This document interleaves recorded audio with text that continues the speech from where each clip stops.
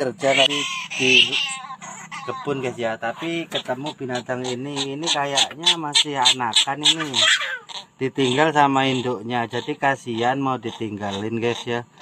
Untuk infonya guys, ini binatang apa, terus kalau ngasih makannya apa ini guys ya? Karena belum bisa makan sendiri nih kayaknya. Ini kayaknya masih nyusu guys, jadi kita pelihara karena kasihan kita guys ya ngelihat ini guys ya. Nah, mudah-mudahan dia masih bisa ditolong guys ya. Oke, sekian, terima kasih infonya guys ya. Kalau nanti sudah dewasa, kita bisa lepas ke alam liarnya biar dia bisa berkembang biak. Oke.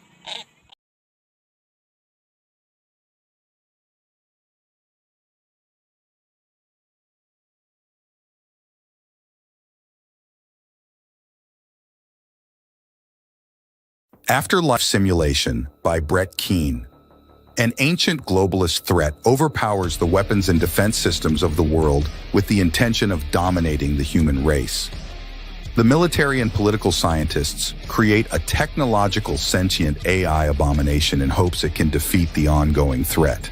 Will this prove to be a fatal mistake? A mysterious mass-murdering killer stalks humans by night. Will an old detective and his reporter daughter be able to uncover the secrets in time and make the connection?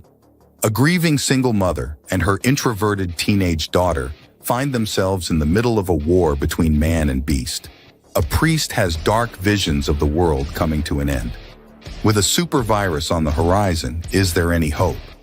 Afterlife Simulation is available to buy in paperback, as well as ebook format. Audiobooks coming soon to a bookstore near you. You can buy the book on Amazon right now.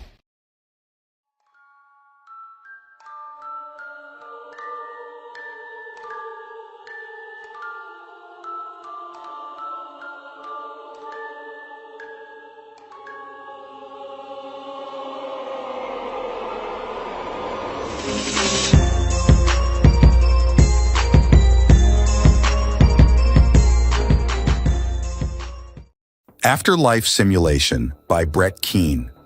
An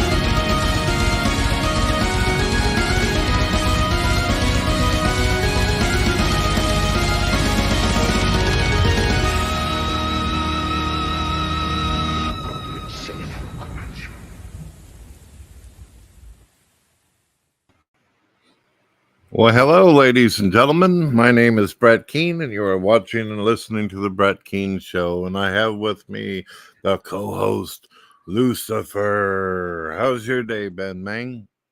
In nomine de nostre, Satanus Luciferi Excelsi. I'm doing good. You're going to have to tell me what that is, obviously. In the name of Satan, Lucifer, ruler of the earth, king of the world. So what do you think about the metal cover of Tubular Bells? Whoa. I love Tubular Bells. It is an amazing piece of musical craftsmanship, and it's absolutely awesome to listen to on a normal day. You have to be careful with some metal covers of these classical tunes because sometimes they sound great, sometimes they not so much. That one was not too bad. Had that spookiness. Yes. Yep. Well, my day has been fulfilling for sure. We ended up finally getting the air conditioner and the heat fixed. And then roughly 10 minutes later, the heating system for our water went out. I was like, that's wonderful. But my wife and my brother, they ended up going up and getting some pieces and switched them out and cleaned out some shit, and everything's working. Yay! Finally, the universe likes me again. Maybe. It's still out on debate, isn't it? So you've got a show coming tomorrow, and I think we should talk a little bit about that because people are going to want to see what it's all about. Tell people about the guest and why they should be interested in being all involved. right, so I'm bringing a guest on tomorrow. He's only going to be able to show up for about an hour or so. His name, any Satanist worth their salt will recognize his name immediately. He is one of the most classically hated Satanists. He's a friend of mine. His name is Grand Magister Tom Blackwood. He's actually been on my channel before once, and we talk off and on quite frequently. And he's a really good guy, really knowledgeable guy. I often refer people to him when they want to know something about Sumerian, Mesopotamian, or Babylonian culture, lore, or whatnot. And so he's going to be on my channel tomorrow night. Same bat time, same bat channel. But he's going to be joining us for our topic, which is talking about the insanity and lunacy of atheists. So that's what we're going to be discussing tomorrow night. Why do you think that he's got this reputation for being hated by people? Oh, because of the same thing as me. He doesn't hold back. He tells people how it is, and not all the time do people like to hear what he has to say. And that was definitely how it was a few years ago. Hang on, I'll be right back. All righty. Well, ladies and gentlemen, the link is out there for anybody that wants to participate. Ugh. Excuse me, I had to blow my nose there. I don't know what to say whenever a Satanist sneezes. I can't say God bless you. That would come off weird. Goes in tight. All right, that'll work. Goes tight. All right. Goes in tight. Just say it fast enough, nobody will catch on. Oh, goodness. That was something my ex-wife used to say all the time. Oh, we got our buddy Robin out there. Wonder if she's going to come in. What do you think about her? She's nice enough, I guess. Sorry, Robin.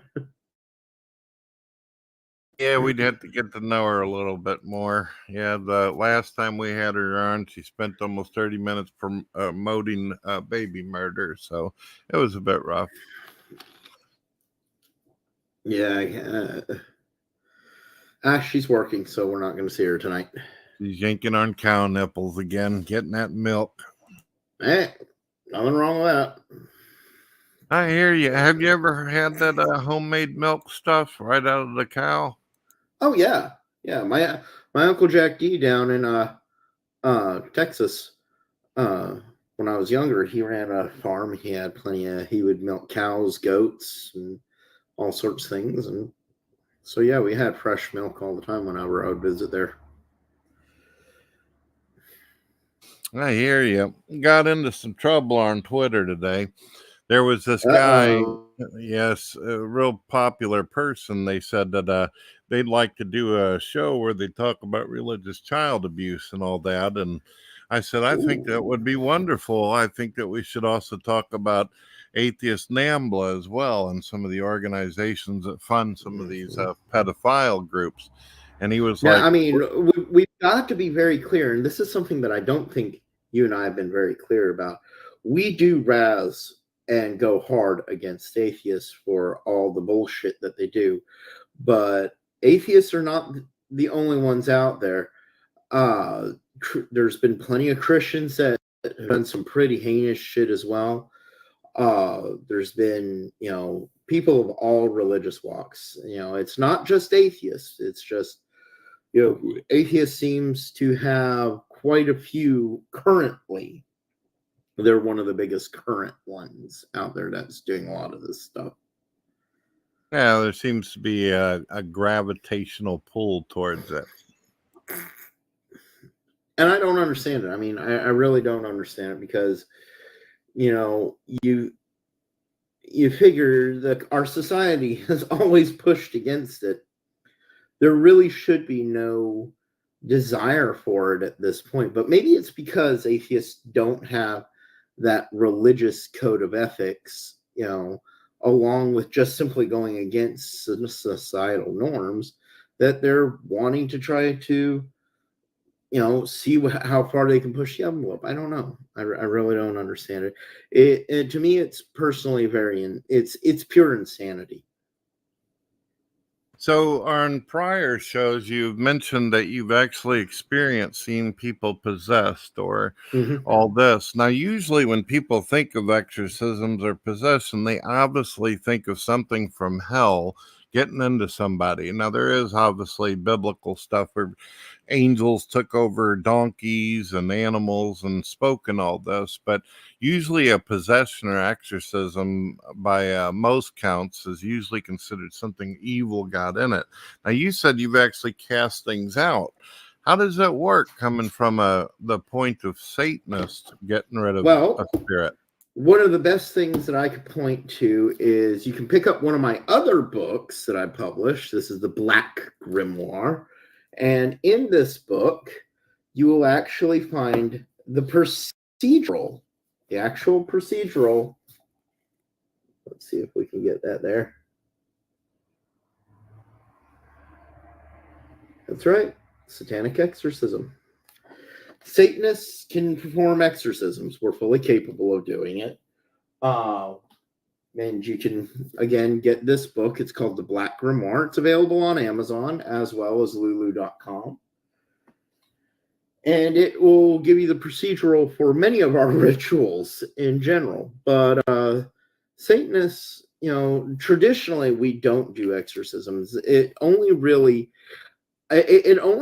attracted my attention probably about, I want to say about 15 years ago when I first heard of it. And I couldn't believe it when I first heard of it. There was a group down in Oklahoma City that was going to perform a public satanic exorcism. And I was like, is this legit? Is this some sort of scheme or plan? I actually have the exorcism that they performed. I have it. I have the book on it, and it's not a very thick book. It was called The Blasphemy Rituals by James Hale. And the ritual itself is definitely much more tongue-in-cheek.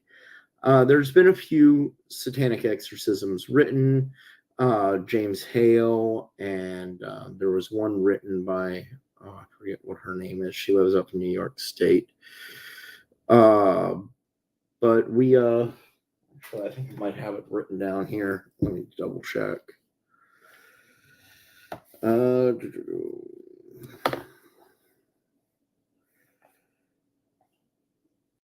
Yeah, I don't know.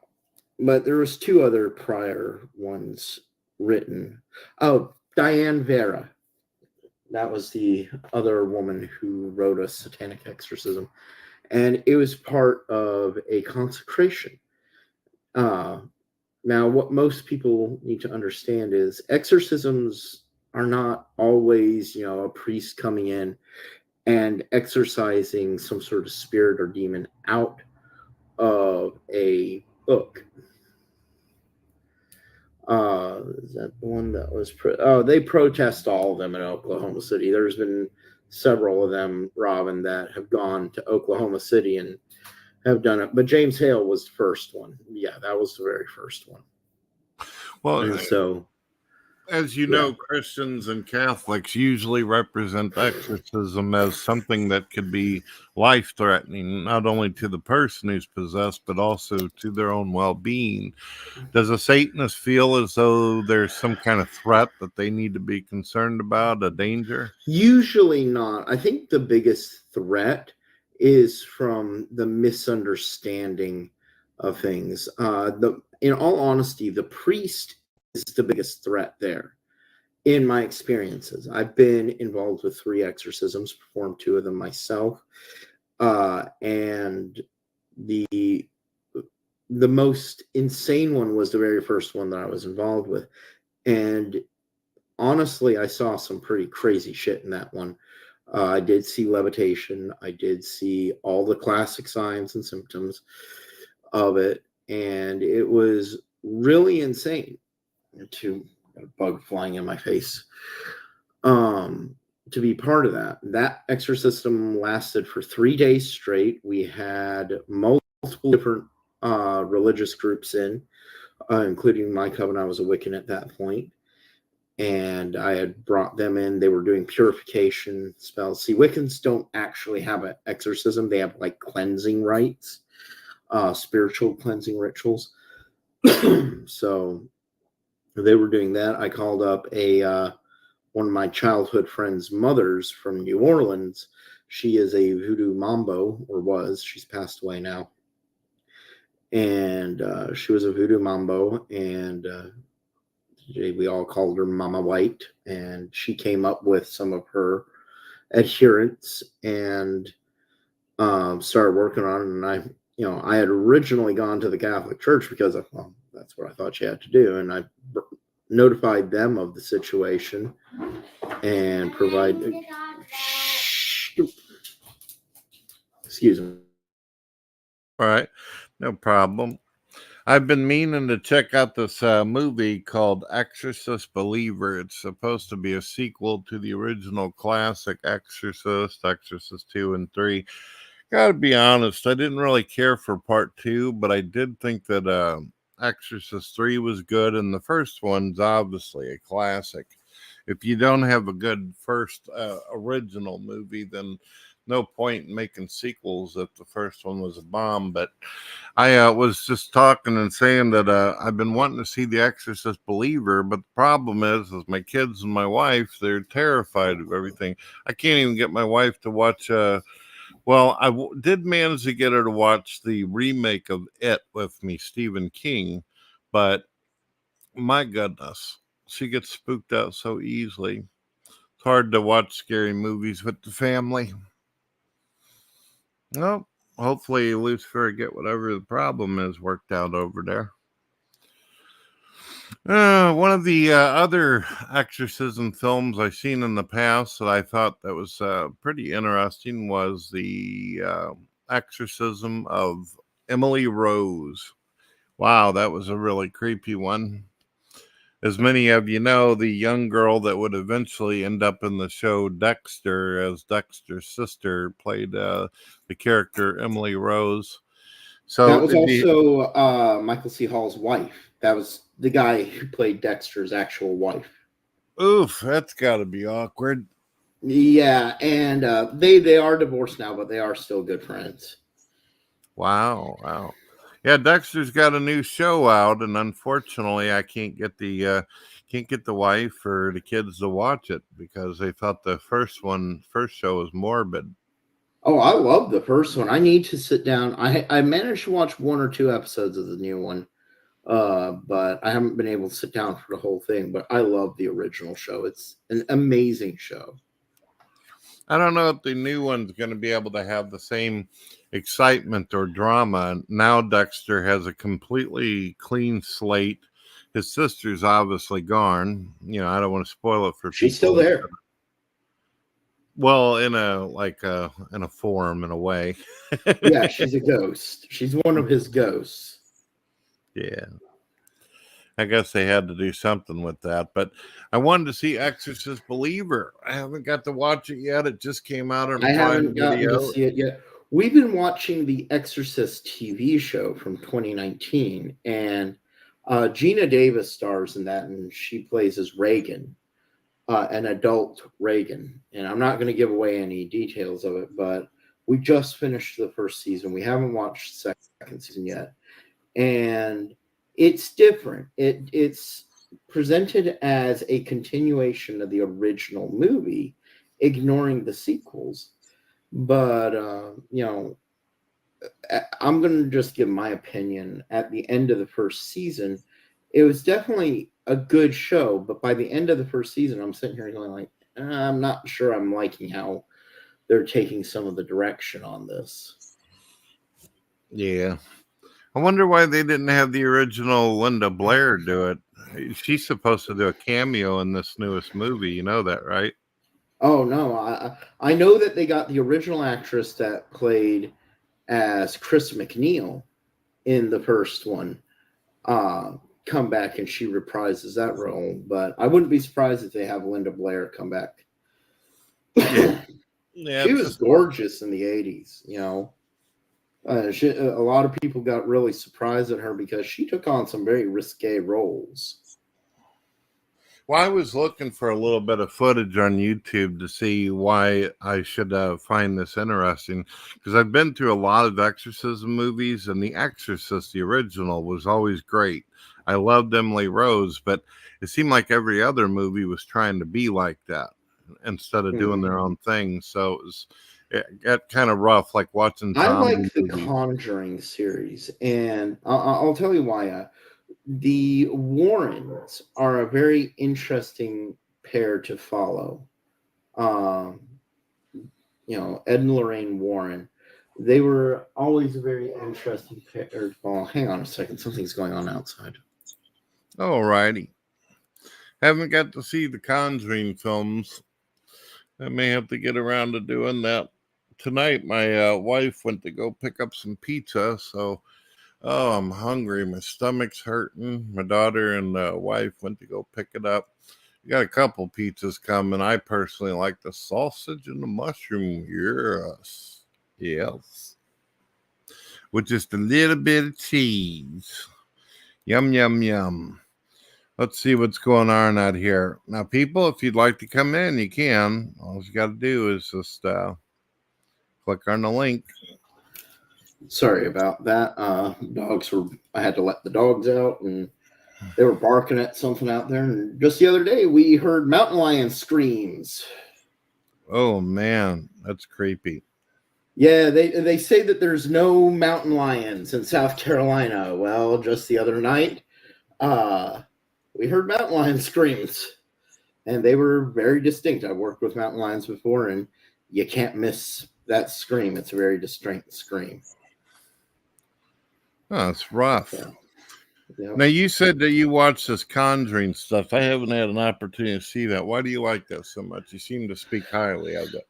It's good movies. Now, the thing of what most people are surprised about is me being a Satanist is me being a Satanist. They would think, why would I watch anything that depicts Satan as evil and promotes, people like Ed and Lorraine Warren or Catholic exorcists or any of that stuff. And the thing is it's just damn good cinema. It's really good entertainment, and it actually is history. It's cultural history. Ed and Lorraine Warren, they were a very big part of the culture of paranormal study in psychology for a great many number of years. Whether you agree with them, whether you hated them, or anything like that, they were a very big part of our culture for many, many decades, and they were involved with some of the biggest paranormal events to hit cinema. They were involved with the Amityville house, the Lutz family. They were involved, even rudimentary involved. They were involved with numerous cases stateside and abroad. I can't remember all of them that they were involved with, but their methodology and tactics really shaped a lot of what ghost hunters do now. I mean, either they shaped it in a positive way or they shaped it in a way that ghost hunters are like, nope, we're not going to do that. You know, because it just sounded way too kooky. And the thing is, you know, our modern ghost hunting crews now have a lot of technology. Their TAPS family really set down a lot of guidelines on what to do, what not to do, and yeah, so that's what it is. You know, they really established our modern culture of paranormal investigation. So, You know, I've one show that just totally blows my mind. You can go back to watch it during any time period, and it blows everything out of the water nowadays. Is the classic Twilight Zone. That is some freaky shit. I just recently went back and was watching some of the second season of it. Have you ever seen the Obsolete Man episode before? cannot say that I have. I really didn't get too much into the Twilight Zone. My dad and I, we were really into Outer Limits. Why did you like Outer Limits for? I didn't. That's weird because I got in the Twilight Zone, but I didn't so much. Oh, I absolutely loved the Twilight Zone. It's just not something that we really got too far into. But my dad and I, we used to watch Outer Limits. I mean, he was very much so into the sci-fi element of things, and Outer Limits really, it really went there more often. We were also into Tales from the Dark Side, if you remember that show. Oh yeah, I remember watching this one episode where these people were putting all these vegetables in a big old cauldron, and they wanted to cook children. And I think it was like the first episode I ever seen of that shit. It totally fucked my head up. The one episode I remember was about the Grither. And I don't know if you remember, it takes place at Christmas time, and it's this elderly couple with their grandkids. And the grandfather starts telling them about this being called the Grither. And, you know, you're not supposed to say its name too much, otherwise it'll come for you. Well, of course, the whole 30-minute show is about it, and he says it so many times. Finally, they hear this weird flapping sound, and something lands on the roof or whatnot. And the Grither, this being, was supposed to be this giant humanoid creature that could fly by flapping its ears. And so it was very, it was very Dumbo-ish from the description. But no one was laughing afterwards because on either side of the fireplace was these big windows, and giant arms came in and killed the grandparents right in front of the grandkids suddenly. And that was the end of the episode. I feel like a lot of movies nowadays, they kind of rely more on gore than actually scary writing. Like I watched something a while back, I didn't have any idea what I was getting myself into, and it turned out to be well written, and it was scary as hell. Jeepers Creepers. Sounds goofy as hell. The Oh name man, movie. good Fuck. movie. The original trilogy was a good trilogy, but I saw the recent one, the recent fourth one that they just did, and that's absolute rubbish. It's rough, huh? Oh yeah, yeah. It completely ignores all the other ones. They brought in a new actor to play the creeper, and They broke so many of the creeper rules, and it didn't make any sense. It was a very cheap movie. It was horribly cheap, actually. I mean, you're expecting, this is a well-known, loved franchise. You're expecting, all right, it's 23 years later or whatnot, and let's see the creeper wake up again, and continue from the first movie. And you don't get that. You get something. It's the original movie trilogy takes place in Florida, whereas this new one takes place in Louisiana. Damn bug's back. Louisiana can be pretty spooky at night with the forest and all that. It just wasn't good. Oh, I used to live in New Orleans when I was a little kid. I used to live in New Orleans, and it can be damn spooky. It's really interesting because I remember I used to go to Calvary Baptist elementary school and whatnot. And hey, Chris, our Texas Grotto Master. I remember we were out there, and we were going to the playground. We suddenly couldn't go onto the playground, and no one could figure out why, but a bog had opened up in the middle of the playground. Well, sitting right in the middle of this bog was a 15-foot American alligator. Oh, Out of the damn. blue. And this was a fenced-in playground, so we don't even know where it came from. Oof, that would be rough. I seen a video recently where this woman was cleaning off this like alligators. I don't know if it was a crocodile alligator. I always fucking mix them up, but she's fucking cleaning it. She's supposed to be professional, and these people are watching on the outside of it and shit. And it grabs her by the arm and starts trying to pull her down into the water and shit. And this old fucking man jumps out there, leaps on the creature, and starts yanking at its face and shit. She didn't die, but the thing would have fucked her up. And you know what the zoo people told him afterwards? You're not supposed to get in the fucking water with the alligators or the creatures. I'm like, if he wouldn't have done that, that bitch would have been kibbles and bits. Mm-hmm. Yep. And yeah. Jess, no, it definitely did not dig underneath the fence. They don't do that. What it opened up was sort of like a weird sinkhole, so we believe that it came up from like a subterranean tunnel or whatnot. We think that a sewer pipe broke. That's, if I remember. This is, mind you, when I was a little kid, so we're talking early mid 80s. So I noticed that the person is using the avatar of Jessica Rabbit. You know, there's a lot of people out there, especially on YouTube, who have this unusual thing for anime females or whatever. I can honestly say Jessica Rabbit's the only one that perked me up a little bit. She perks you up. Well, you get what I'm saying. Well, she looks like a full-fledged woman and shit, you know what I mean? These other people, they're attracted to mop sticks. Yeah. There's this one, it's something going around on Facebook, and it's the Chromodome or whatnot. It's a promotional for, I guess, some sort of car show out in California.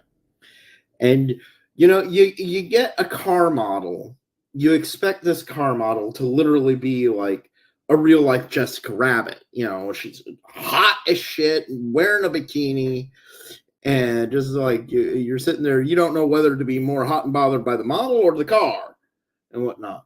This one, it's a freaking stick figure of a woman wearing some sort of jacket, and I swear she must have fallen out of something and then hit every ugly branch in the tree on the way down, and then on top of that got her face whacked with a frying pan into a bear trap.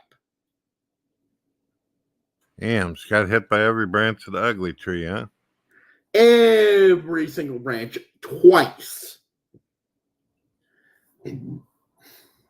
That's rough. Why would any skinny woman think that that would work, though? I mean, Jessica Rabbit was considered like one of the most voluptuous female cartoon characters there was. Hell, Yeah, the I facial don't know. cuts alone, you know what I mean? Yep. And Jessica Rabbit, and what was that? What was that other movie? It was similar to that. Came out right around the same time. It was, I think Daryl Hannah was in it, and she was this. There was this animated female character who became real flesh and blood for a while, then went back to being animated. Well, that was Kim Basinger, not Daryl Hannah. Was it Kim Basinger? Okay, But Daryl Hannah back in the day, like whenever she was doing the mermaid stunt with Tom Hanks, she was fucking hot. She's still not bad looking. I don't know if you've seen her recently, but she still ain't bad looking, even at her age. The last time I seen her was in a Kill Bill or some shit. Yeah, and she was still looking good. She was looking good in that, but it's been like fucking 20 years. Are you sure she's still attractive? Well, let's look her up.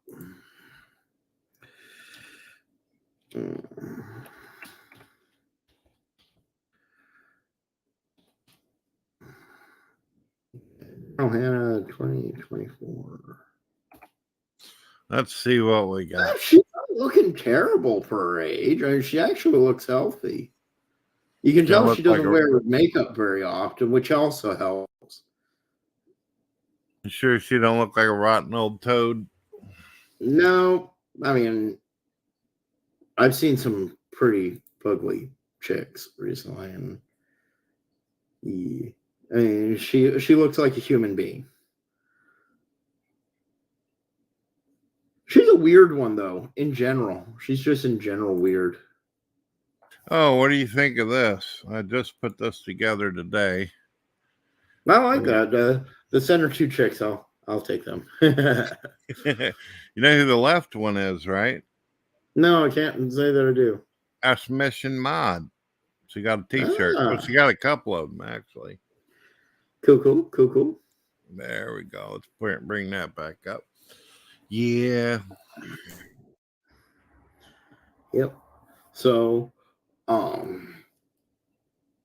yeah, we've been watching the recent 2019 Exorcist series, and it's interesting. The first season is definitely very interesting. By the end of the season, you're sitting there going like, I'm not sure I'm liking where this. It started going very supernatural-ish, and I'm sitting here going like, we'll see. I got the second season. We're going to be watching that and whatnot. But the Exorcist Believer, I have not seen yet. I am looking forward to seeing that, though. I've heard mixed reviews about it. I know Christopher, he went and saw it, and he wasn't very thrilled with it. Yeah, it's kind of odd. I'm kind of thrown off by there being the two girls at the same time. Don't really see the point of that. Yeah, I'm not sure. I mean, are they possessed by the same entity, or because I've heard of multiple possession happening before, and this wouldn't be the first movie to display a single entity performing multiple possession. Have you seen the Pope's Exorcist? Post Exorcist, you say? The Pope's Exorcist. I think I've seen a trailer. It's got like Russell Crowe in it. Yes, Russell Crowe plays as Father Amort, who was the legitimate Pope's exorcist in real life before he passed away. He was the guy that people would call in to deal with an exorcism, and he was a very interesting character to study. And he actually hated Harry Potter. He was the exorcist, the famous priest who said that Harry Potter was the work of the devil, that all it was doing was trying to force Satan into kids and all this other stuff. He was the one who denounced J.K. Rowling and all that. As you can see, Chris says the new one is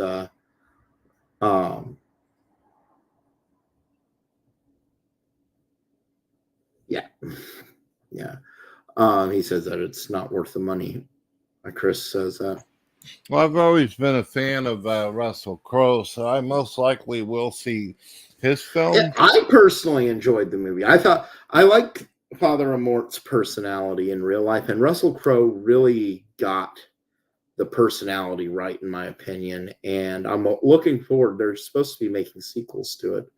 Another one that recently came out was Pray for the Devil. This was an interesting exorcism movie because, as you very well know, in Catholicism, females are not allowed to perform exorcism. It's always got to be the priests. The nuns are not permitted to perform this. Well, there has been one other female exorcist in the history of the Vatican, and it mentions her in this movie. But this movie follows a nun, an attractive young nun, who studies and learns to become an exorcist. So that's very interesting. What was her interest for? Why would she do that? Well, I'm not going to reveal the story if you haven't seen it, but basically, she had a past encounter as a child with possession, and it involved her mother, and that was her motivation. So that was her motivation for that, but it goes much more in detail than that. There's a lot more story to it, and it's a really good movie because it takes place in Boston. Oh, excuse me. At the exorcism school in Boston. I don't know if this exorcism school is a real school or not, but in the movie, they have a school for exorcists in Boston. And I know that the Vatican has opened up schools for exorcism at many different seminary schools nationwide and across the world. Because apparently there is a rising need for exorcism in the world. So that's very interesting. This story takes place at one of these schools. I've had people tell me that the original story of The Exorcist, the classical one, was actually done around somewhere in my area in Missouri at a hospital. So I've always been curious if that's true. Why did they make it a little girl whenever originally the story was a little boy? Well, the real event happened, I believe, in Missouri, but the movie was filmed, I believe, in DC or something like that. The location's well documented. Those steps are really there. The house is really there, but it looks completely different on the inside. But the actual story, the actual event happened in a small suburban neighborhood. And it wasn't, the truth of the matter is, it wasn't just one story. They say that it was this one incident that inspired Peter eventually to write it. But the truth of the matter is it was multiple incidents. And one of the big ones was the same incident that inspired the exorcism of Emily Rose. And I forget what the girl's name was. She was in Austria, and she underwent exorcism for like several years, and she passed away. And it was pretty much the fault of these two exorcists, these two priests, that they starved her. It was really screwed up. It was really, really screwed up. And since then, a lot of exorcisms become very controversial because, people can get hurt with it, and the priests can really get really emotional themselves, and they could even lose control of themselves and do stupid shit. Just very stupid shit. And yeah, they cost this girl her life. And it's not the first time that that's happened, but some of the images of it is very shocking to see. She was a beautiful young lady, and by the end of it, she was a skeleton. She looked nothing. She barely even looked human. The experiences that you've had with exorcism, you didn't feel any fear that something may happen that is basically above the pay grade? No. First off, I don't bill for exorcism. If there's any money exchanged, it's mostly just to, gas money or to No. go. I don't mean money. I'm talking about something that's beyond your means, something that'll get out of control on you. Oh, okay. No, usually if something starts going that sideways, I'll stop the situation and I'll be like, okay, we need to call in reinforcements here and reassess the whole situation. But usually, what we'll do is we'll make sure that there's psychological evaluations, that there's legit evidence that this is a legitimate, possession, whether it's be it demonic, angelic, spiritual, whatever, that something legitimately is going on there, and that an exorcism would be beneficial to be.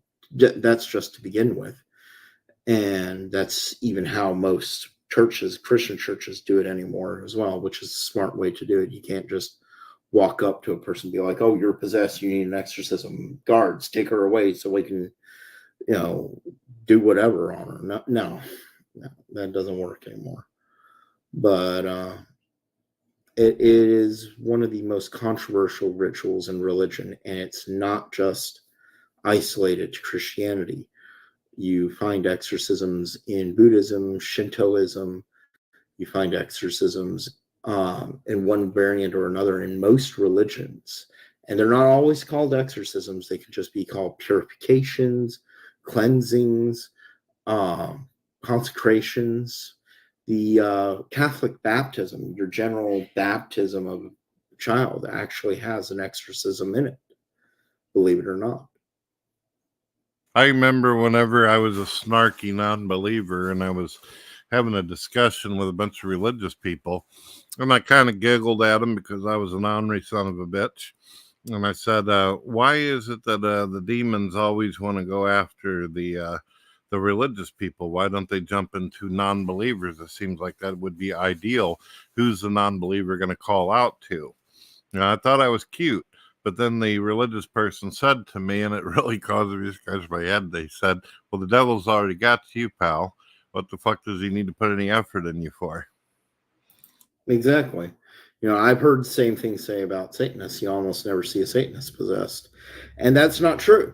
There are Satanists who get possessed. It's just we don't get possessed by demons. We get possessed by other aggressive spirits. There's multiple different things. And that's where Satanism differs in our exorcism ritual than most other cultures. In other cultures, they just say, okay, this is a bad spirit, no matter what it is. We're going to bulldog it out of there. Satanism isn't quite that way. We're not going to just run in flashing Baphomets and, saying the power of Satan compels you out. No. We're not going to do that at all. What we'll do is we'll assess the situation. We'll assess whether this is a psychological situation, whether it is a medical situation, whether there's something more going on than what we're seeing, whether something outside of the whole situation is influencing it, and whether or not the person who's being possessed did something to invoke the possession. And we'll rule out everything first on how to avoid going into the full-blown exorcism ritual, just to see if we can get things to move peacefully along. The second thing is we identify what type of spirit we're dealing with. So you say you got a demonic possession. Obviously, a demon is going to react very hostily to Christian iconography. Am I correct? Right. That's why I'm so curious on how Satanists would deal with such an issue. Okay. But a demon would not react hostily to pagan or, especially satanic iconography. They just simply wouldn't. As a matter of fact, they might actually become friendly at that point and be like, okay, they might open up and be like, well, this sort of happened. This is why I'm doing this. And so that's one little element there. We can also, identify whether the inhabiting spirit might not be a demon at all. It could be a Nordic spirit. It could be Native American. It could be any number of things. And each one of these might have their own different little quirks and ticks on how you can appease them to get them to move on willingly without causing the host any trauma. It's only when all else fails that you actually pull out the books, you pull out the Roman rituals, or in this case, the Black Grimoire, and you perform the rite of exorcism. The rite of exorcism is the absolute last resort. You literally do everything you can before then to before you subject a person to that. I got to ask you a hypothetical just to see how you deal with it. Remember in the original Exorcism movie where at the end, when they finally start getting that thing out of her and it's going into the priest, you see this weird thing where light goes all over the place, and you see these two shadow things that don't look human, where they're putting their hands up in the dark. You know what I'm talking about? Mm-hmm. So the question is, let's say that you had a friend who was a Satanist, and he calls you up and he goes, "Hey man, I got some real issues here. I think that my wife or my sister is possessed, and I would like you to come in and check this out." So you do go in and you see some weird stuff, but suddenly you hear the voice of an entity say to you, "Leave this place. This is mine." What would you do? Well, first off, you got to identify what the entity is, because that can happen with all sorts of things. An entity, just because it's an entity, doesn't identify what it is, or why it thinks that place is it. It certainly states that it could possibly be demonic because it feels that where they're inhabiting is its personal possession. That also leads to, okay, if the inhabiting of the home is what's causing the problem, let's get the people out of the home and isolate the entity back into the home, and then take things from there. So right there, you're immediately problem solving. There was a place, I forget where it is, called the Demon House, and you had this one popular paranormal guy who bought the place and then had it demolished. But the story was that this black family moved into this house, and immediately the little boy started suffering all this demonic possession stuff, was doing all sorts of crazy things. And the main situation is get the family out of the house. Once family was out of the house, a few things more happened. But the thing is after that, it settled down and the house was quiet again. So the investigators started coming in, and eventually, to resolve the issue, they demolished the house and they paved over the property and said, "We're not ever building anything else here again." Okay, that works until the property is sold again. Somebody decides that they're going to build on the property again. Then what do you deal with? So, yeah. So we talked last week about hauntings and spirits and all that. Do you believe that hauntings or ghosts can actually attach themselves to the structure of a building, like you were mentioning just a moment ago, or they magnetize or gravitate towards a certain type of person? A spirit can attach himself to a building, an object, literally an object. So, I mean, literally, it could be a wallet that could have a spirit attached to it. It could be a book. Once again, it could be any number of things. It could be a paintbrush set. It could be a toy. All right, you hear about haunted dolls all the time. So, I'll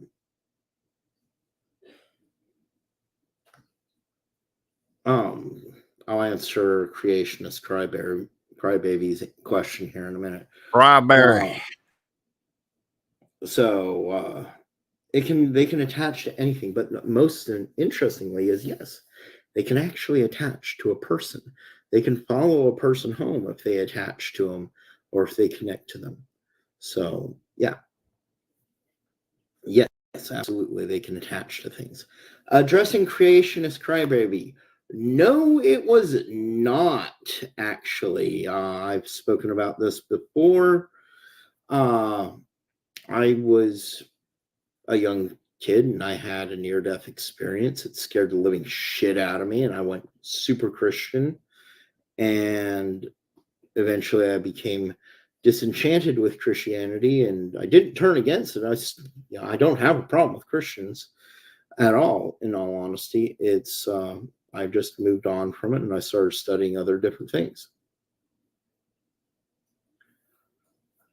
Do you feel like you have any, just to kind of take the conversation a little bit further, but do you think that you have any irritation with the concept of God himself, though, just to answer some of these people out here?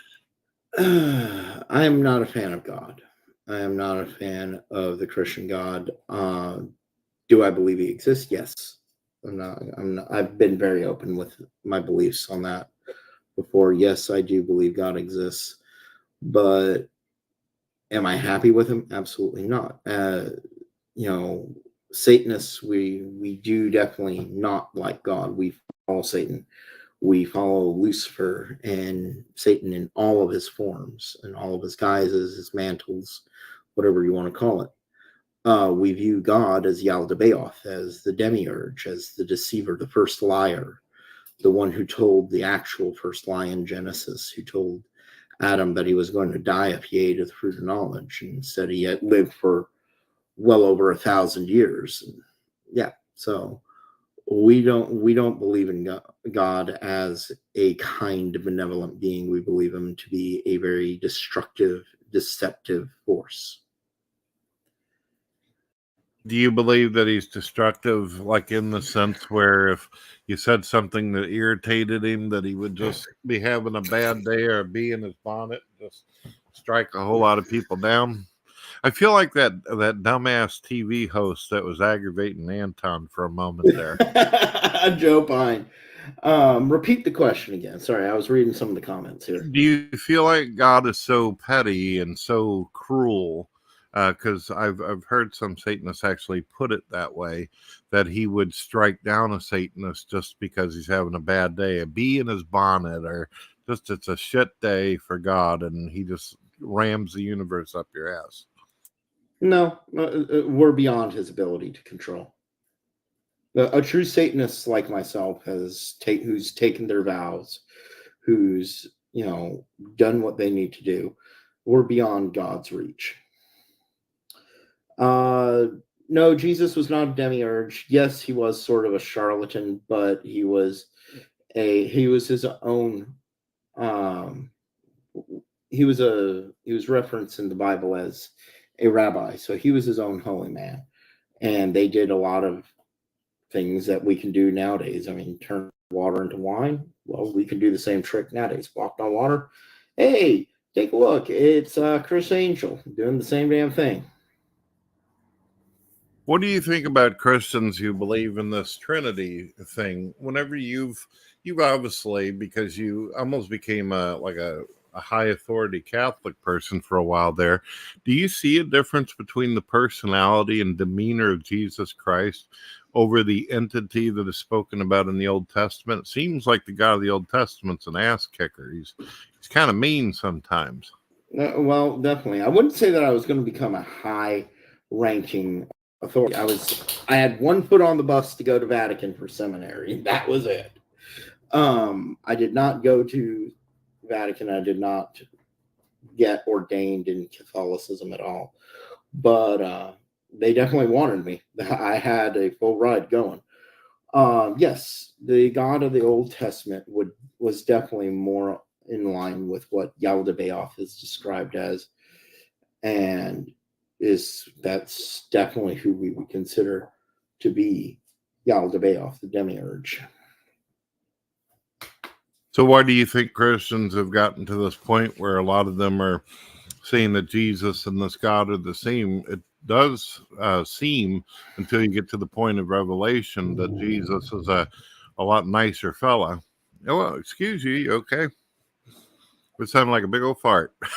No, that was my one dog. He was growling at something. I heard, what? No, he was going, "Brr." I was petting the other dog, and this one decided he wanted to growl. Don't like religious talk, do you? Dogs have good ears. They can hear everything, even if you're Yeah, he was looking at the door and he started growling. So I wonder if there's like a cat out there or something. Guys, go lay down. Go lay down. But so Jesus, yeah, he was definitely considered a much nicer individual. But hang on, I'll be right back. All right. Oh, it's a terrible time for me because I got a big piece of pizza in my face. Don't know if you guys heard the news and stuff, but we got our heating, air condition fixed. And then shortly after, our heating for our water blew up. And we ended up getting that fixed. So I'm waiting. Got to wait a little while. And I'm going to take a nice hot shower. Yes. I've been sitting here eating Domino's pizza and talking about the devil. Sorry, Khalid wanted to go into the other room. Cupid wanted to stay here, and so I had to go let her into the other room. What's the dog's name again? I know you got a cat over there called Nicodemus, which is a good name. Well, the white and tan one that's sitting right next to me his name is Cupid. And then the big blondie that occasionally pops up on camera, her name is Khalid. So here you go, right here. There's another question. Mr. Creationist Crybaby is a very curious person. Mm-hmm. Is Satan outside of time and space? Does he permeate existence, or is he an entity that walking amongst us? Well, that's a very interesting question, actually, because Anton LaVey and many Satanists feel that Satan is a dark undercurrent of energy to the world, that he's ever present in all things, that he is what we call a transmutable being. He's not anthropomorphic.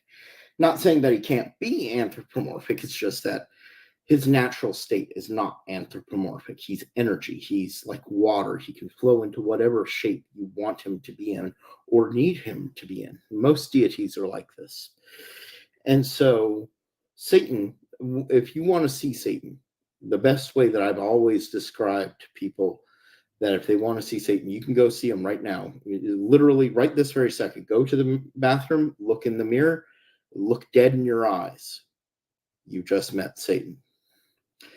That's one way of doing it. Satan in the Bible is described as being the god of the flesh, the god of carnality, the king of the world, literally. When we read history, he's described as not being thrown into hell, but being cast to earth, to wander the earth. Even when we read the book of Job, he describes himself as wandering the earth to and fro. So there's a lot there that says Satan is here on earth right now, that he is part of us. When we as Satanists, we believe that we are his children, that he inhabits us directly, that we are just one little element. This is what the 666 usually represents. It represents the Antichrist, that each Satanist as an individual is the Antichrist, that it's no one being. So there's that. I find it fascinating that you say if you want to see the devil, look in the mirror, because there's been a lot of religious people who use the argument that if you want proof that God designed things, look in the mirror. Mm-hmm. So some people, they claim they see God when they look in the mirror, and other people obviously see the devil. Well, yeah, God has his chosen people. Satan has his chosen people too.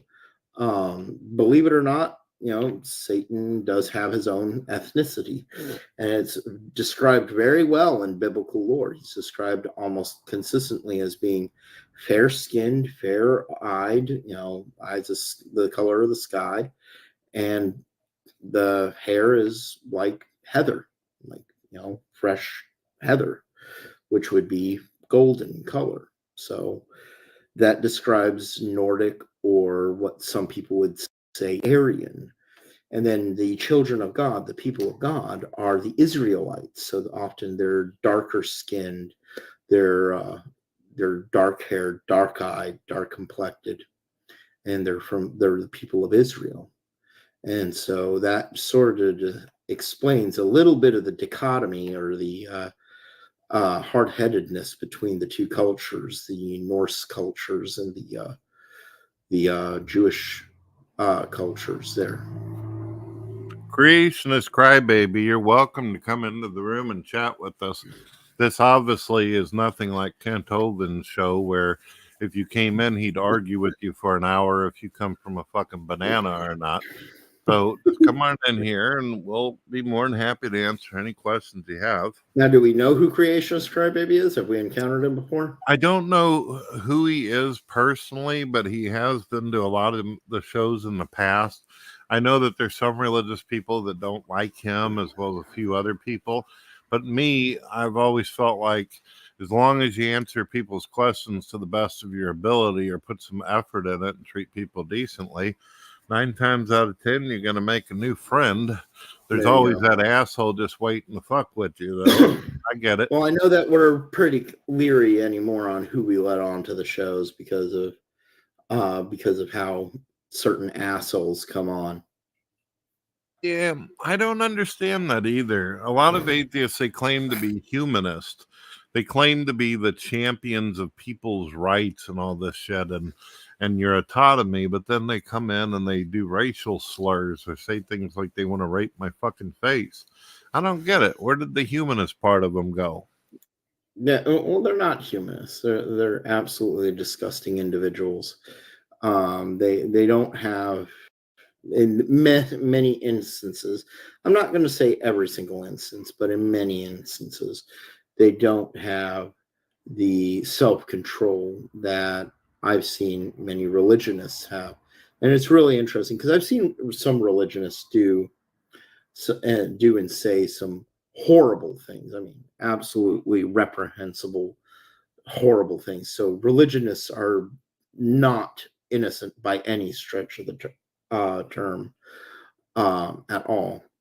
Oh, I I don't totally I don't agree. let them off the hook at all. But atheists seem to do it so much more. I mean, at least I know if I'm talking to a Christian, they may not like me, they may not agree with me, but they're not going to sit there and say that they're going to rape my kid in front of me as they, sodomize me with a broom handle or something like that.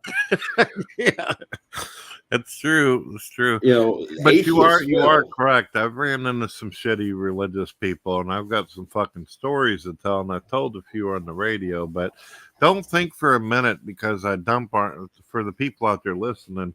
Just because I've made a lot of videos shitting on atheists, don't forget that some of my shittiest times in my childhood was going and participating with religious people. So I see shit on both sides. And that's the thing. It's, people need to remember is that we're not just going to sit here. Yeah, we may dump on atheists all the time, but there are plenty of religious people, plenty of Christians, plenty of Islamics, plenty of Jewish, and even Buddhists, Wiccans. There's a lot of people out there that do some really heinous shit. And religion, the existence of it or lack thereof, does not play a role in that. That's just garbage people. The only time I've ever seen pagans really get into it, because I always got the idea that they were like nature-based and chilled out. But I remember a while back whenever I was just a couple of years into YouTube doing the whole I'm an atheist, blah, blah, blah bullshit. And I started hanging out with pagans, and there were a couple of them that were considered like big time. You ever heard of Blue Fire Witch before? Mm-mm. Well, they were arguing over what magic is right and, what magic is real. And I'm just sitting there going, what the fuck am I listening to? What's going on here? They're literally hating on each other over Oh who's yeah. doing the right kind of fucking magic. I'm like, what? They shit sling just as much as Christians and Satanists do. No religion is without its shit slinging at itself. It's absolutely hilarious. No religion in the world. Both me and Kent, if you remember, Kent asked me, do Satanists, have that sort of bad mouthing talk amongst yourselves? And he was actually surprised when I was like, yeah, we really do. And he was like, oh, okay, so we're not all that different. I didn't know anything about what Fluffy Bunny meant until I hung out with pagans. They called each other that a lot. You're a damn Fluffy Bunny. You're just a fucking emo bitch that watched too many witch movies. Now you think you're one. It was rough. Oh yeah. We call each other Fluffy Bunny all the time, and it's the thing is most of the leftists, they want to be this fluffy. They want to present this Fluffy Bunny appearance of things to the general public, and it's idiotic. I mean, that's not the truth of the matter, and I feel that it's a very deceptive thing, and that's one of the reasons why when I started studying Wicca and I started getting restless about it, I started studying dark Wicca because I was getting tired of dealing with all the fluffy bunny bully wannabes that wanted to just come in and feminize Wicca, because Wicca is not about being all feminine. It is a balance. We recently just bought the movie The Craft, the original movie The Craft. We were able to watch it. I've mentioned that was the movie that got me interested in witchcraft and the occult, and so I've it's real seen the pleasure. original Craft. I think that movie had a mystique about itself. I don't think they should have made a sequel. Really, no, they shouldn't have made a sequel. I have the sequel as well. I've seen it, and it's And pretty much all they do is they take all the high points of the original movie and they rehash it. Then they throw in a little bit of charmed into it by making it like making men bad guys and girls good guys. And it's like, no, you're missing the whole point. Because at least with the original, they had Feruza Balk in it. She was a Wiccan. She was a straight up Wiccan. And then they brought in another Wiccan as the off-camera consultant. So they made sure that everything that was going on in the original movie was accurate to real Wicca. And so, you hear a lot of Wiccans, they talk about the game light as a feather, stiff as a board, and it's a real game. I don't think that you can actually take your fingers away and get the person to actually float there, but it is a game of balance and focus, and it does get performed. So it's really interesting. There's a couple ways to play it. And just a lot of things in the original movie were really good. We also ordered in Practical Magic and Witches of Eastwick, so we've got a whole witch section going now in our movie collection. But the thing is movies nowadays, they really influence a lot of different things, and I'm surprised that we haven't seen too many movies depicting Satanism in a positive light. I mean, you think with the Satanic Temple coming around that they would really try to do that, but they don't. They don't. Even the most positive things that we've seen about Satanism coming out was the Adventures of Sabrina, the Chilling Adventures of Sabrina, and even then they didn't get it fully right. They were still promoting cannibalism. When I was hanging out with the pagans, I was really, really wanting some kind of magical thing to happen to me. I was hoping that if there was anything supernatural, that someone would prove it to me so I could stop being a non-believer. I could go back to believing in the supernatural and all that. So I remember kind of in a nice, polite way taunting them. I said, I listened to you talk about how you got all these spells. Can you do some on me? And I said, what is the worst thing that you can do? You know, can you turn me into something? Can you turn me into a fucking Prince Frog or something? Just anything I possibly could. And they said, well, we wouldn't do any spells on you. And I said, why? I want proof of the supernatural. And they said, because we like you. We like you. We don't want to do some shit like that to you. So I was like, oh man, bummer. They like me. And see, to me, that's a cop out. You're asking for spells and rituals. Okay, we'll show it to you. We'll let you see it. We'll let you participate in it, and we'll let you walk away with your own opinion on it. Satanists have no problem in doing that. And if we do a destruction ritual on somebody, we'll point out that we did a destruction ritual. And if like a month later that person ends up in a car accident with a spike through their head, well, I think that's kind of evidence enough. Yeah, definitely not nowadays am I interested in having that happen. I've already had some pretty fucking wild experiences, but back then I was just dead set on there's no supernatural, there's no magic. Show me something. Show me something. I couldn't believe it. We like you. We don't want to do that. Is that Nicodemus? Yes, it is.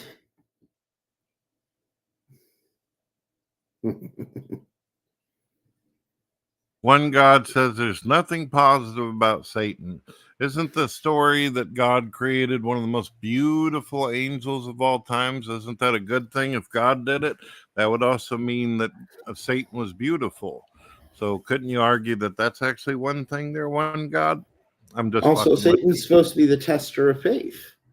You know, he's supposed to be the one that works for God, that comes and tests your faith, see on how faithful you will be. And wasn't it the book of Job where Satan defeats God in a bet? Simply said that Job, for a single moment, had to turn on God and curse God. And he did so. Never said that Job couldn't repent. All he did was he put God back in his place. He said, hey, whoa, cool your jets. Let's test this guy. Let's see how faithful he is. So, Christopher mentions another good movie. This is a classic, Willow. I wouldn't recommend watching the sequel that they tried to do recently. It was fucking horrid. I didn't even see that. I heard so many bad things about it, and of course, when they twisted in lesbianism into the whole notion of the show, I was like, why should we even be interested in this? I mean, when you look back at that time frame, that wouldn't have had any part of it. As a matter of fact, they would have been burned at the stake more than likely if those two girls had been caught doing anything together. Anymore, all these shows, they have an agenda. They have to have X amount of diverse characters. We have to have X amount of transgendered characters. We have to have X amount of gay characters. And it's why do we need all these different X amounts? Why can't we just write a good story, go with it, and just present a good story? One God, I've already been dead. Already been dead. That's what led me on this path. I've already seen God. I will not regret it because I've already been there. That's one of the biggest mistakes that most Christians have, is they assume that they will prove after I die that I'll regret it, that I'm going to go to hell. The problem is I want to go to hell, and I've already been dead. How do you argue with a guy who's been dead and stood before God himself already and said and has come back to say that God's an asshole? How do you argue with that guy? How do you argue with a guy who has an understanding of the afterlife because he's actually been there? Can I ask you something, one God, and I'm being serious. I'm not hating on you or anything, but do you actually think that that's going to bring people to Christianity? Do you think it's going to bring people to God by saying you keep on talking and saying things, God's going to stomp on you and squish you like a fucking bug? Is that really the God of love that you're trying to represent? Come on, man. I know I wouldn't. God's kept the church, or Satan's kept the church in business all these years because he's kept people scared of going to hell.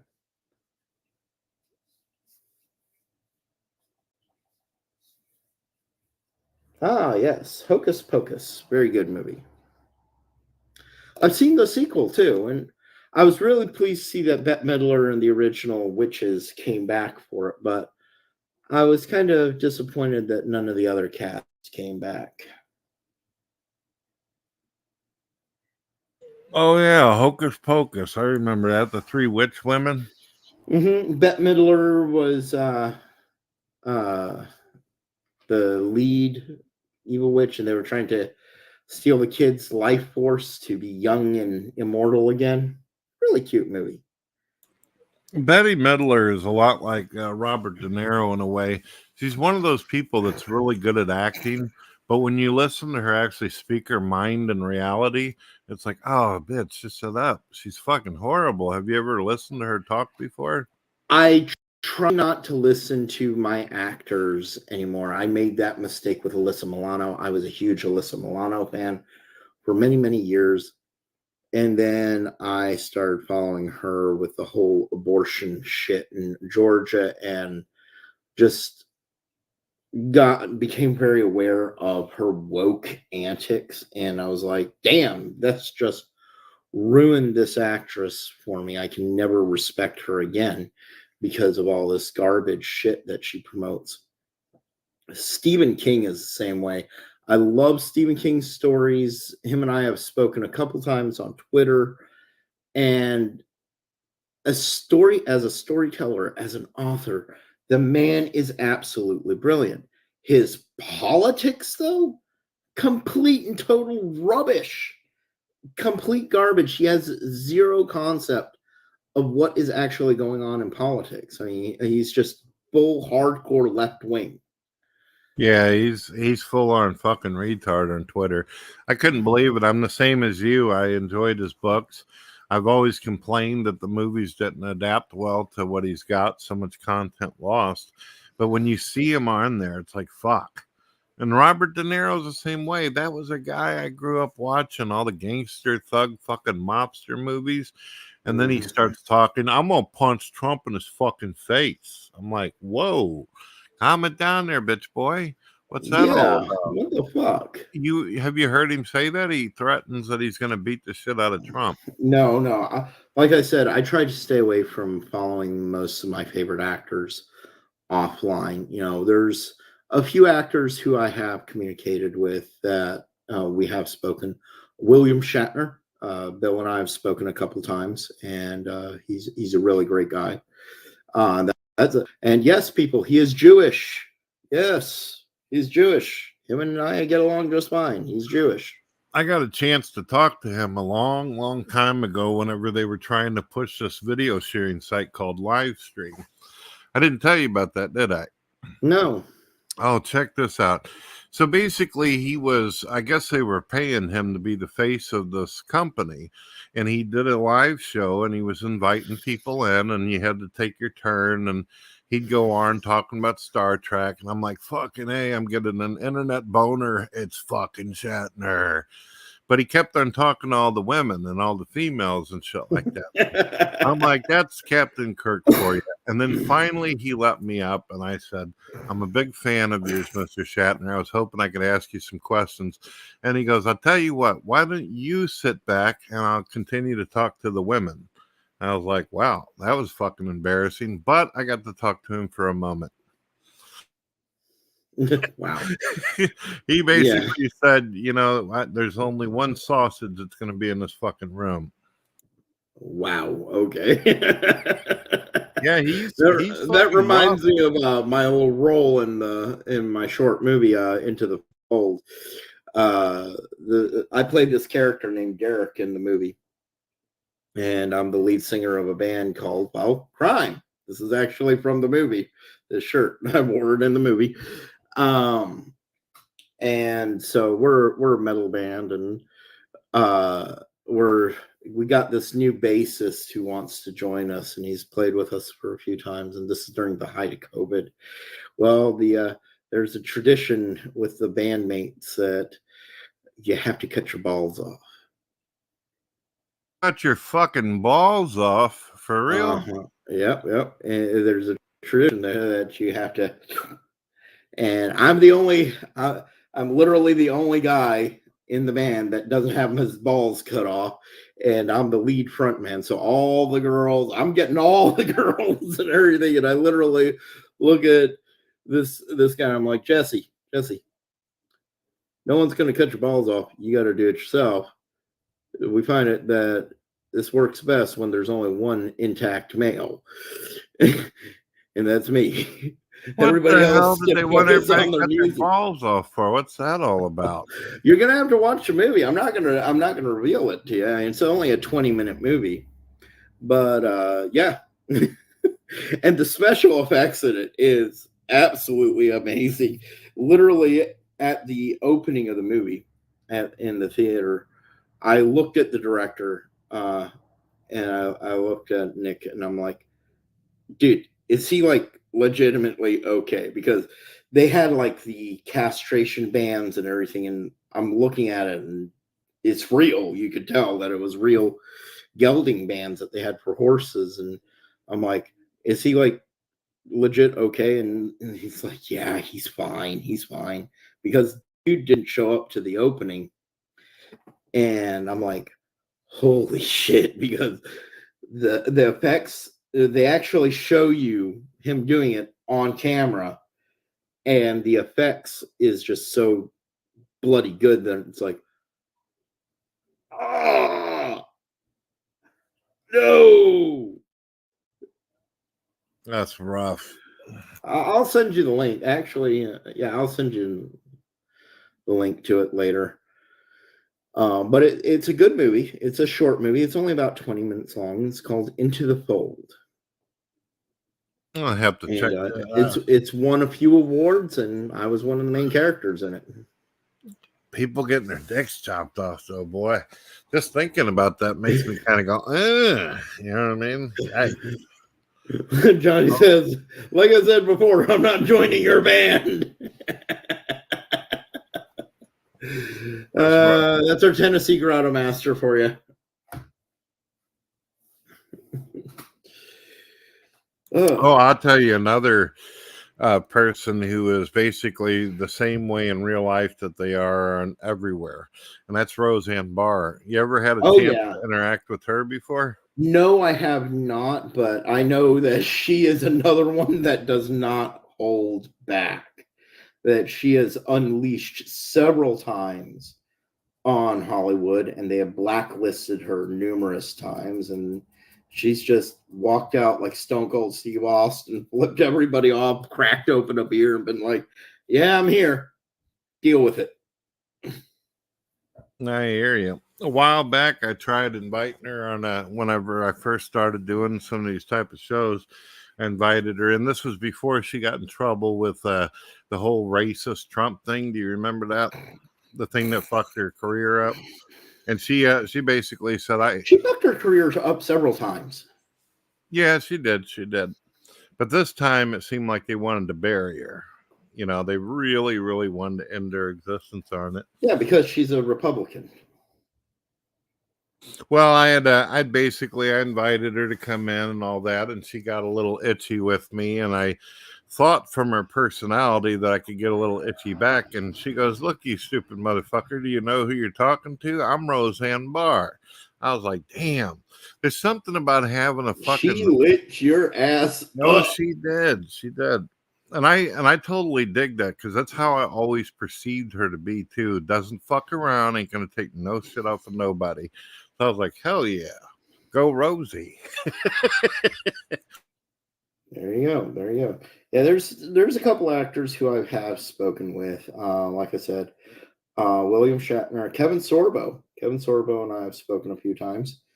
He's another one who's ruined his own Hollywood career, but he's made his own career in making Christian movies and whatnot, and that's fine. You know, I still love him as Hercules. So Me and that's too. what I Love the dude. Yep, he's a good guy. He's just generally a good guy, and we don't agree with each other religiously, but on a moral fundamental level, I think him and I would get along just fine. But so who else? Who else have I spoken to? I'll tell you who I'd like to talk Okay. to. I'd like to talk to Lucy Lawless, who played Xena. Oof, man, Oh I had yeah, a crush on her. Damn it. she looks amazing still. I mean, she's still absolutely. Have you seen her in Spartacus? I don't recall. I don't know if I watched that.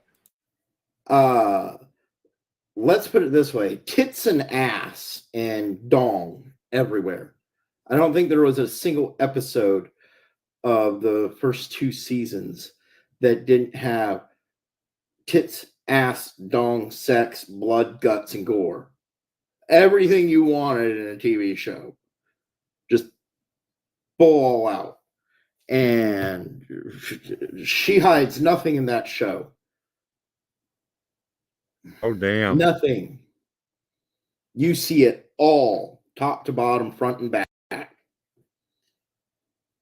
So I got a question for you. This is it still had to do with movies and TV, but you know, a lot of our favorite actors are getting old or they've died. Do you think that it would be morally unjust if CGI got to the point where it was absolutely real looking to take the image of a dead actor and basically do a remake of something like Star Trek with all Spock everything? Well, they're already crossing that line already. I mean, take a look at Rogue One. They brought back for Rogue One using CGI and deepfake technology. They brought back Peter Cushing to play Grand Moff Tarkin, and it's believable. I absolutely love how they did it. Do I think it's morally reprehensible? Only if it's not done right. If you're doing it in the spirit of the original actors and you're doing it to literally portray the character as they would have portrayed it and tell the stories that would have been told back then, and you're doing it with complete respect, then I don't think it's morally reprehensible. But if you're doing it to push a political agenda, if you're doing it to undermine the original context of the story or the original show, if you're doing it to undermine the original actor or even character, then yes, I do find that morally reprehensible. I could agree with that. I've been seeing a bunch of shit going around on Twitter about a lot of females and guys, actresses who are pissed off because they're ending up on deepfakes pornography. Mm-hmm. Yeah, I've seen a few of those deepfake pornographies, and some of it's pretty fun, but it's still like, yeah. No, that's something that I don't think is. You got to look at that and be like, yeah, no. Because I've seen a few that were with Christina Ricci. It was a deep pick of Christina Ricci, and I'm like, oh, now they're just fucking with me here because I have a crush on Christina Ricci. I've had a crush on Christina Ricci since I was a little kid. Still do. I grew up digging Drew Barrymore, but she turned out to be dumb. Drew Barrymore, she had her moments, and she's okay as an actress. She's okay. Have you seen her TV show though? It's fucking abominable. Which one? to where she's the host. She's doing her own talk show. She brings people out, and there's all this. It's like a woke movie. They're whining all the fucking time. No, I have not seen that. The last thing that I saw her in, it was where she was a zombie. It was her and her husband trying to navigate life of her being a new zombie and trying not to kill everybody. I'm surprised she didn't see the Drew Barrymore thing, because she did have Keanu Reeves on shortly after he did one of his John Wick films, and the way she dealt with him, she talked about how he saved her life and shit, that she was on drugs and having issues, and that was fine. There was a sad moment, and he's like, "I'm proud of you," but then she gets on the floor like a fucking dog and starts like kissing at his feet and shit. And I'm like, come on, Drew, what the fuck are you doing? You know? Sorry, I was spraying a cat there, but what? Yeah, she got in front of a fucking audience on her own talk show. She gets on her fucking hands and knees like a fucking mutt and starts kissing at Keanu Reeves' feet. Now, I could have understood this for maybe 10 seconds, but she just overdid it. And it was like, come let's on. put it this way, you know, Drew Barrymore, she was doing one of those late night shows, and she got up and did a striptease dance, literally pretty much flashing her tits at the audience, if you remember. Don't remember that, but I don't think that I'd have too many complaints about an issue like that. Yeah, I mean, that was when she was still much younger and had the body of a goddess.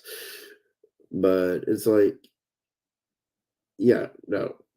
I think the first time I realized that there was something wrong with my fucking crush that I grew up, being into, was whenever she married Tom Green. I was like, what? Tom Green? Out of all the fucking men you could have in the world, Tom Green? You know who he is? Nope. Imagine Pee Wee Herman with the spiked wig on. That's what he looked like, and he was a fucking retard. I was like, what is she doing? It sounds like the kind of person she would go for. Why do you say that? Why do you think she would? That would be the interest. I didn't know. I look back at everything that she's done over the years, and yeah, she's weird enough to go for something like that. Fair enough. Fair enough. Goodness gracious. Yep, she's just that weird.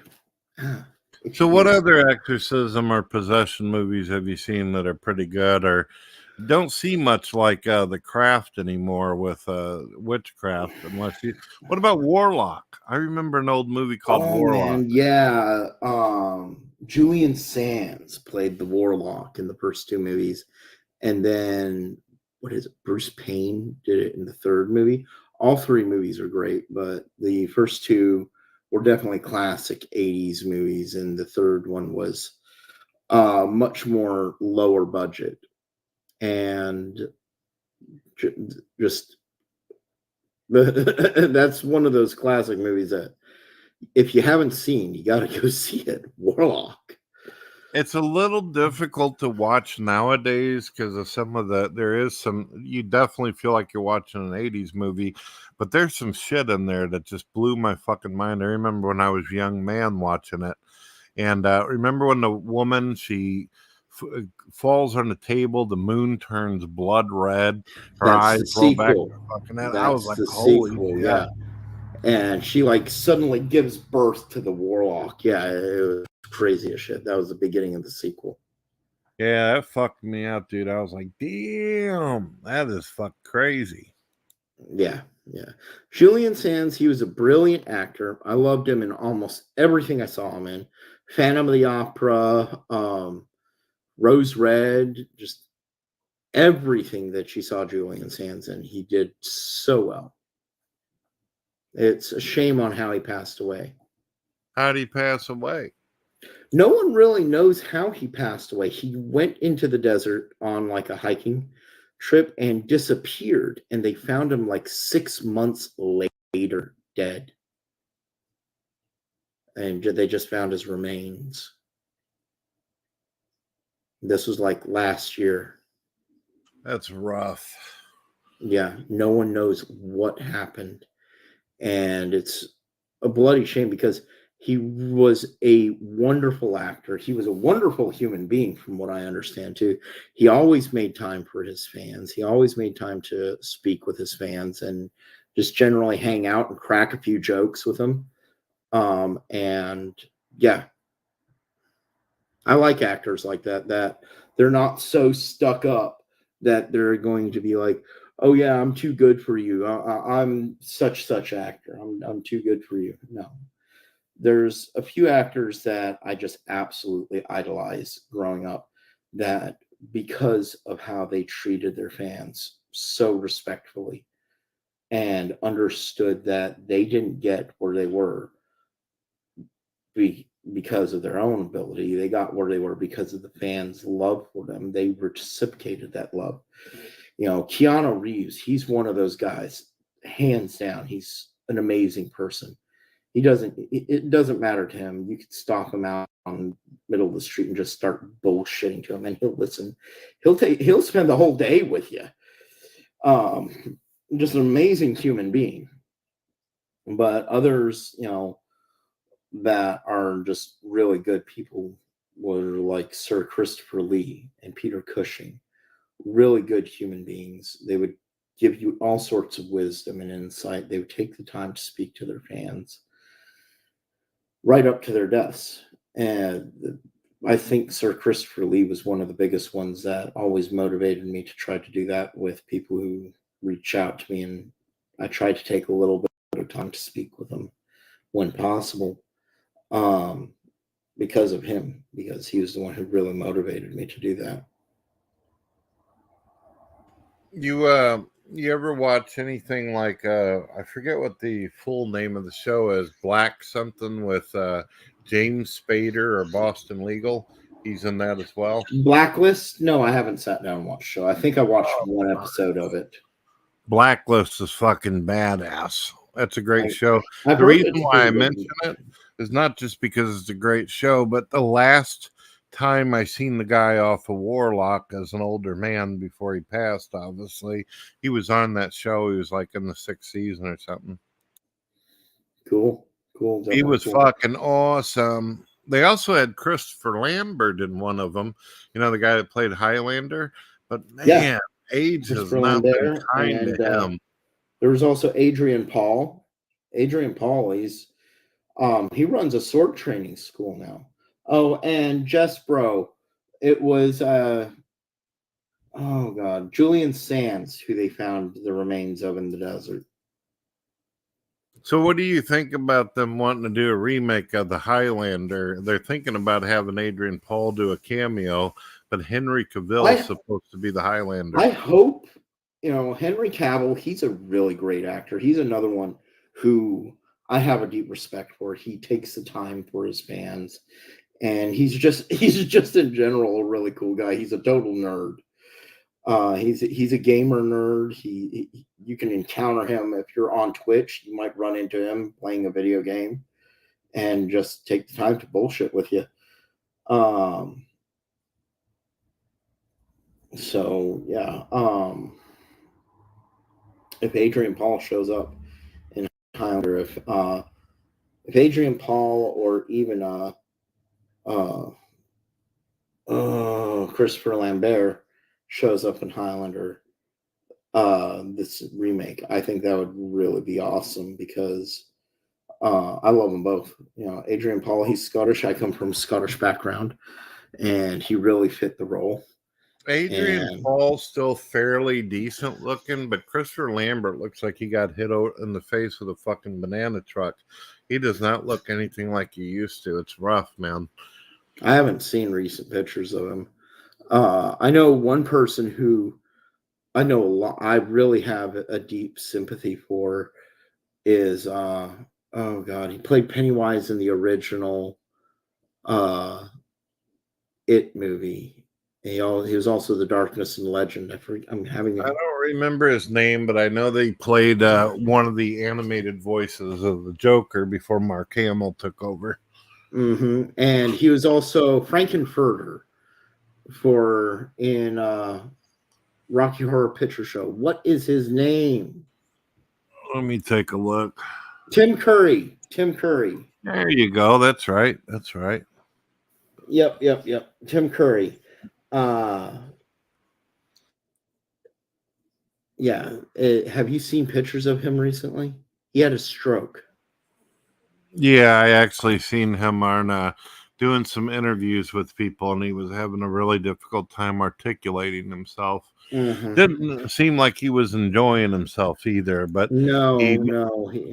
And that's what really sucks, is because he was so full of life. He was such a funny individual, and he really enjoyed his job and being an actor, and he really enjoyed being around the fans. I remember people saying that that's what always kept him going, that he had his problems, but that's what kept him going, is just, the fans, and keep on getting into these wonderful roles. He did so many beautiful roles. After Raul Julia's died, he took on the role of Gomez Adams, with Daryl Hannah as his opposite, and it just role after role, he blew it out of the water. yeah, he was great. Him in Legend as the Darkness, as the Satan character. Holy shit. Oh you ever yeah, seen that's Yeah. another one of those films where Tom was holding his own, but I gotta admit the fucking dwarf parts and shit were kind of a little bit for me. But every time they showed Tim Curry, the movie went up a level every single. It didn't time. just go up a level; it went up 10 levels. I mean, he took that character role to the maximum, absolutely to the maximum. And I think the only other costumed character role that could match Tim Curry in Legend is Frank Langella as Skeletor in the Masters of the Universe movie. I don't know, Tim Curry. He really had that whole the expressions down. I remember when the woman finally said, "I want to kill the unicorn," and he went, "Hoo ha ha ha ha." That fucking laugh, man, that was so sincere. Yeah. Well, have you ever seen Masters of the Universe, the Dolph Lundgren movie? I have, and I'll be honest with you, besides Rocky IV and his version of the Punisher, those were really the only films I really enjoyed by Dolph Lundgren. That He-Man one was fucking hard for me to watch, man. It was hateful. Well, the guy who played Skeletor in that was Frank Langella. Yeah, Skeletor did seem a little eerie and shit for sure. It's just so hard, man. You know who Frank Langella is, right? I'll have to look him up. I didn't recognize him, obviously. The Ninth Gate, the guy who hires Johnny Depp's character in The Ninth Gate, that's Frank Langella. He also did a Dracula movie. He played Zorro in one of the old Zorro movies. I mean, he's a long-standing actor. Cutthroat Island. Do you remember the movie Cutthroat Island? All these sound familiar, but I'll have to see the actor's face. Oh, man. Look him up. How do you spell the last name? Langella? Give me 1 second here. Langella? Something like that. Oh, this guy. Oh, he still does movies.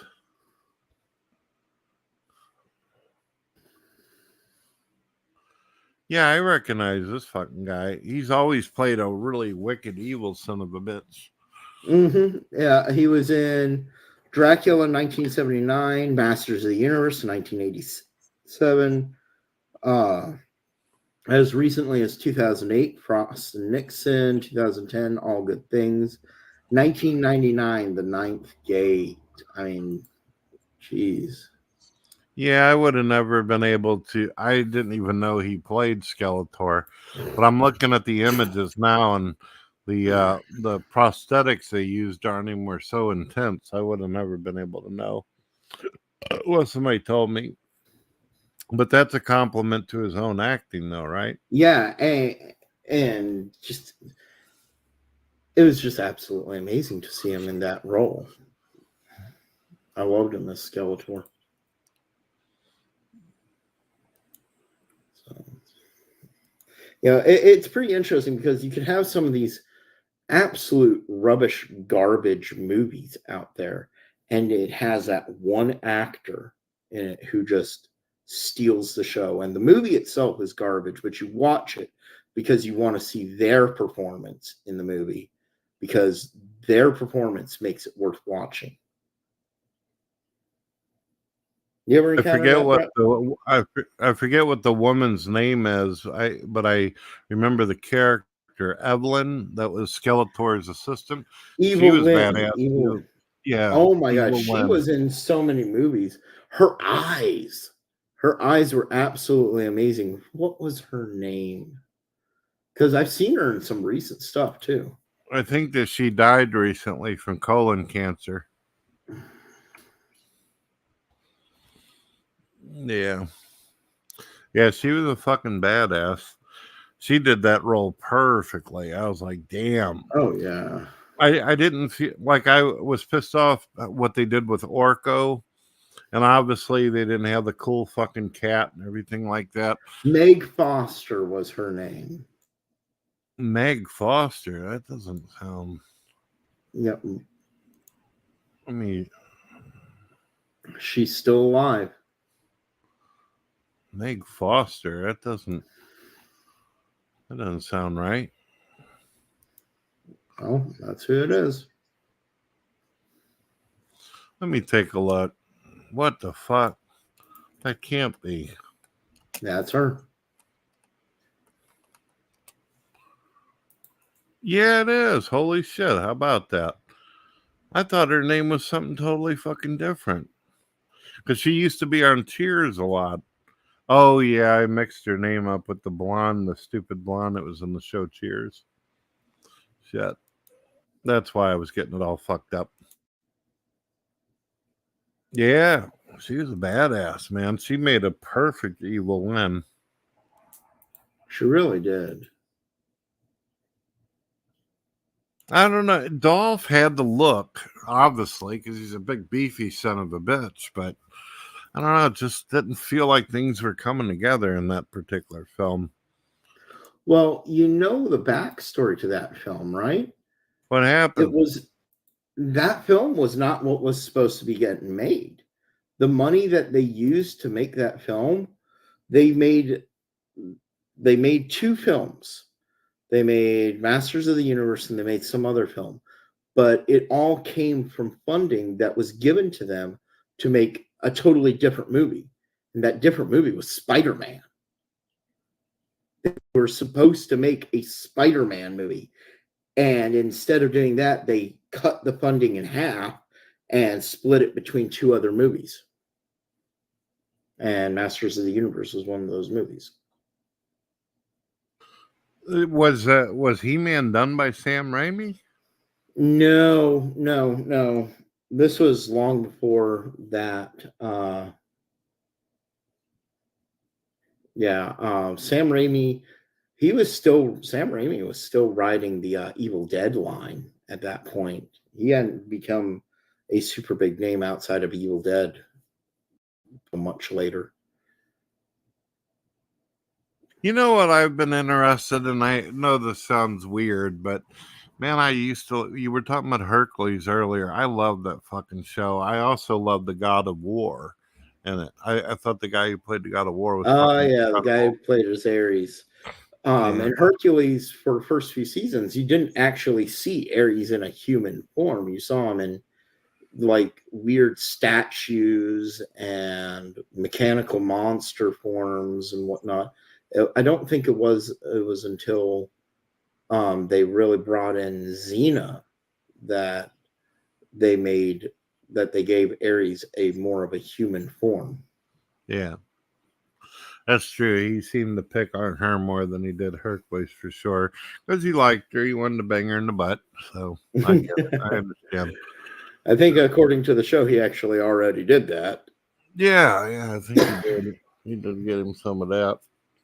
But one of the things I would be interested in hearing is, because I know that Kevin Sorbo's been heavily religious, I wonder if it affected him at all doing the script while having the religious views that he did, or did the views come later? That's a good question. I really don't know. I've often wondered the same thing as, was he Christian on the beforehand, or did that come much later? Because it seems to me that it came much later, because after he did Hurricane Xena, he did the Robert E. Howard movie, Cull the Conqueror, which, that was definitely not Christianly at all. I mean, it wasn't. Yeah, I bought anything that bad. on Prime Video. I bought it, got it for $4.99. It was on fucking Did you know sale. that that was originally supposed to be Conan the Conqueror, and the only reason why they brought in Kevin Sorbo was because Arnold didn't want to reprise the role of Conan. Oh, that's rough. Yep. I And didn't so know that. It was still yeah, incredible, man. The it was fucking still a good intro movie. It was a scene with fun the movie. axe and the heavy metal and shit. That's Mhm. perfect. I've always said if you're gonna make an action movie, you gotta have fucking metal music when they're killing each other. It's awesome. Yeah, I have to agree with that. Well, I think we've done a pretty good show for 2 hours. I'm surprised none of these people came in here and chatted with us. That's crazy. We didn't get raped Nikki, in the I don't want your tail up my butt. This old brat is sticking his tail up my shirt from the back end. Say hi, Nikki. Are you getting into trouble? So how do you? Let me. There is a tiny bit of concern before we drop this show and everything and end it. Do you think that this fellow will get irritated at all having a religious person in the room? No, not at all. Not You're to talking about not Tom. to like freak you out or anything, but as you could see in the past, I didn't have a very good presence when I was talking to Satanists before. No, I think you and Tom will be fine. He can be a bit crass at times. He can be a bit harsh at times, but overall, he knows how to take a joke. All right, fair enough. Fair enough. Just making sure. Yep. So What time you once doing again, it? folks, 7 or 8? Go ahead. What time you doing it? 7 or 8 o'clock? Same bat time, same bat channel, 8 o'clock Eastern Standard. All right, you want to show off your book or anything like that, and then we can shut her down? All right. Well, aside from the Satanic Testament, I have numerous other books, and this is one of them. You can get this on Amazon.com as well as Lulu, and it's called The Black Grimoire. This book will show you a number of different rituals and give you the step-by-step guides to how to perform numerous different rituals. It'll also give you a history of the Black Mass if you're interested in that. Rituals that you can find in this book are various forms of the High Mass. You can also find 3 separate rituals for the Black Mass, a pet funerary rite, which is we've had to perform that a few times, as well as some various other interesting rituals. You can find this book on Amazon.com and Lulu, and yeah, it's called The Black Grimoire. Also look for its companion, The Red Grimoire, which continues on with what this book does. We're And if showing you're the hoof. oh, you want to see the hoof, the Cloven Hoof. Let me get. It's a pretty cool name, by the way. I like that, the Cloven Hoof. I didn't make up the name. That was Anton LaVey doing that. So you can get the Cloven Hoof. Let me go ahead and, you know what? I'm going to unblur my background so people can actually see this. You can get copies of the Cloven Hoof online, and you can buy it from the STS website. The link is in description down below on my channel if you're interested in that. You can find it on Rumble and on YouTube, and find the link to go buy this issue. And if you're interested in getting old back issues of the Cloven Hoof, that I publish, just reach out to me and let me know, hey, I want to get a back issue. What all do you have? We don't sell back issues publicly right now, and so ask me for the link and I'll get it to you. And that's how it is, Cloven Hoof. It is about $15. And last but not least, if you want to get my primary book, The Satanic Testament, you can find this book on Amazon.com. And it is over 500 pages long. If you want to know things that you're not supposed to know about Satanism, get this book. So there you go. Check us out on... Go ahead. Check us out. If you want to support STS, you can, on my channel, you can find a donation link down below in the description. You can find links to our websites, to the SatanicThulianSociety.com, as well as the official Cult of Cthulhu, which we also run. And yeah, back to you. I'll see you tomorrow, man. Here comes the outro. Bye.